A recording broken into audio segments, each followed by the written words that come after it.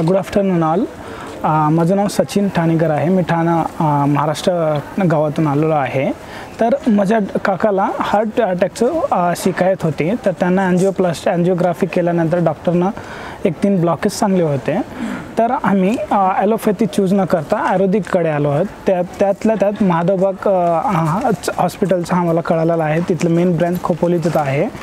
तर आम्ही जिथं महादेवबागमध्ये ट्रीटमेंट घेतलो तेव्हा सगळं आयुर्वेदिक प्रकारनं ट्रीटमेंट करतात आणि पंचकर्म प्लस जेवणाची जे शैली असताना किती जितक्या क्वांटिटीमध्ये पेशंटला द्यायचं तितक्या क्वांटिटीमध्ये देतात. प्लस वॉकिंग आणि लगेच एक्झरसाइज पेशंटचं स्ट्रेस टेस्ट आणि सगळे टेस्ट डेलीच्या डेली करतात आणि डेलीच्या डेली रिपोर्ट देतात किती प्रोग्रेस आहे आणि पेशंटचं आले त्या दिवशी वेट किती होता आणि डिस्चार्जच्या दिवशी वेट किती आहे. त्यामध्ये मला खूप अंतर समजून आलेलं आहे आणि पेशंटची पण हेल्थ ह्या कंडिशनमध्ये एकदम टणटणीत आहे.